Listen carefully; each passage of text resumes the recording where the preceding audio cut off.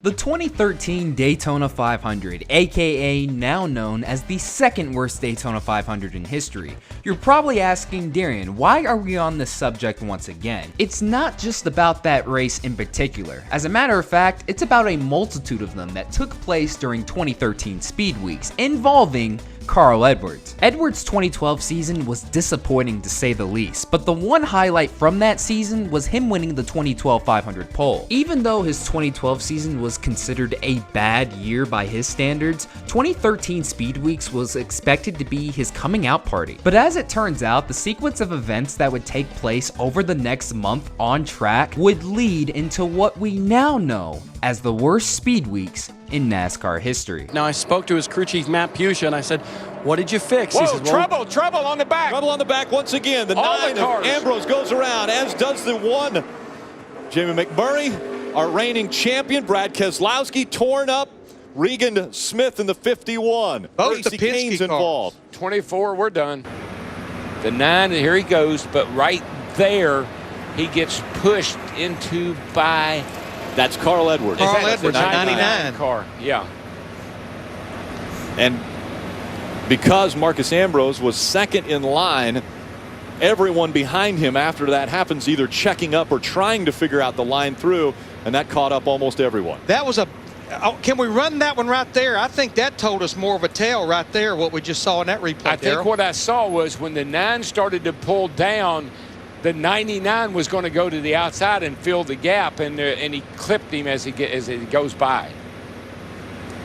A little tighter view. Wow, look at all these cars. There's the 99. That could have been the 88 that was up there with Dale Jr. I believe it was. They're all black primers for It's the hard to most tell. part. It's hard to tell. For those who don't remember, Preseason Thunder was a simple testing session that would allow these Cup teams to fine-tune their cars for the main event.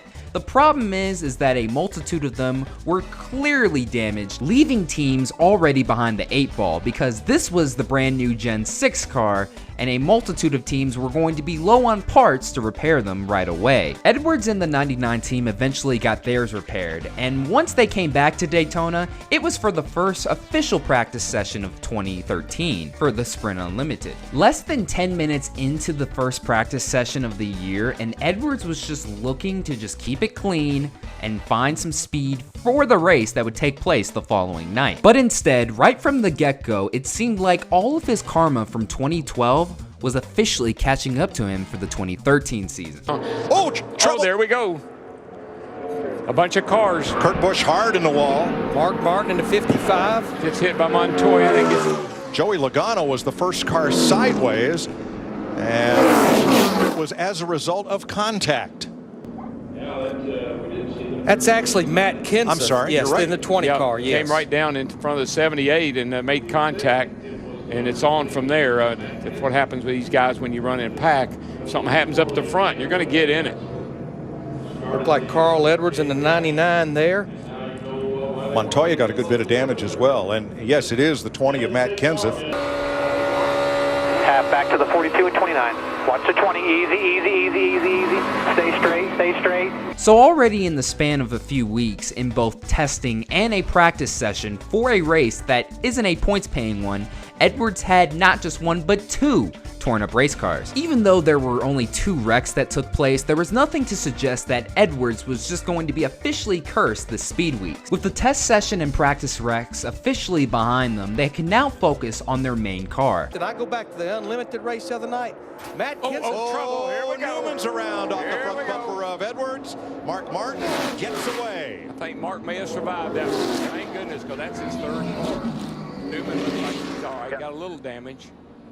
Now there's Newman on the outside of Carl Edwards. Yeah, it just something's not lining up for me. Every time I've seen an accident, although 3 times now I've seen an accident, the driver almost on the outside acts as if he doesn't know the driver on the inside is there. Well, it's what happened on Friday with Matt Kenseth. Right. It's what happened in the Sprint Unlimited with Tony Stewart. Right, there's something not lining up here for me. The curse just seems to continue. It doesn't matter which car it is, whether it be the test car, the unlimited car, or even his 500 car. Poor Carl Edwards just seemed he was going to be due for more bad luck in the duels at this point. Edwards qualified 13th for the main race, which meant for the qualifying race he would be starting 7th in race 1. The race went caution-free, leading to more spread out racing amongst the pack. There were a pack of 4 up front, but the pack running behind them had formed in the final few laps. As a matter of fact, 10 cars were in that pack, and it seemed like they were going to be charging up front. But Denny Hamlin had other plans. Now all of these drivers are in a secure qualifying. Oh, there you go. Hard, one car into the wall, and that's 48. Carl Edwards. Or is it Carl? Wow. Regan Did you Smith miss gets it? tagged. Denny Hamlin involved. That changes everything. 21 spun. Had that group minded their P's and Q's, they all would be in the Daytona 500. Oh, my. And now we're under caution for the first time in the first Budweiser duel. Didn't panic.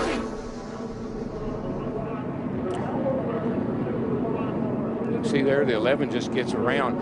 And Larry, when you're really tight off of 2 over there, you got a lot of wheel in the thing, and when the front end finally does take a little bit of a bite, the thing it'll come around with you like that. It's broke, but now we'll go have a 500 and try to avoid the wrecks. Like Jack said, I know what the wrecks look like now. I'm really familiar with them, so we'll go get this. They're pre-crashed. Yeah, pre-crash for the 500. I mean, how much better does it get than that? We'll hopefully get our Ford Fusion to victory lane. I want to win this 500. And don't count us out. We're working hard. Our guys are in the groove, and it's nothing but work. We'll just go do it. Well, if you've been on I-95 over the last week and a half, you have probably seen the 99 hauler of Carl Edwards. It's been traveling back and forth to Concord, North Carolina, dropping off damaged cars and returning new ones. That's what happens when you wreck 4 cars over the course of a month.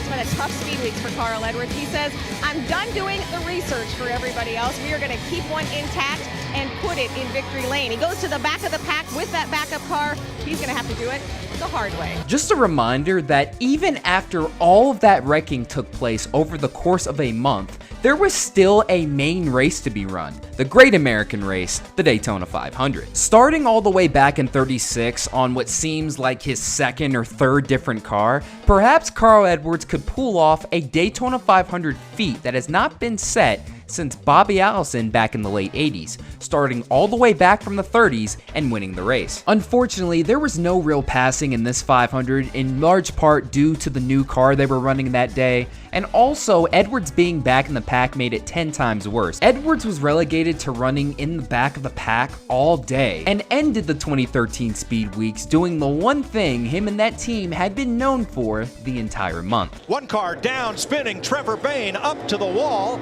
collects another. That is Carl Edwards. The 5th wreck that Edwards has been involved in this spring. The 34 of David Reagan involved, and that's the 35 of Riverside, California's Josh Wise. We're under caution for the 4th time today. Something happened to a car going into turn 1, as if it just, I don't know who it was, you'll have to take a look at it, but they lost it going into turn 1. Audio from Carl Edwards. Watch yourself, watch yourself, watch yourself. Outside, we just got wrecked. 21 wrecked.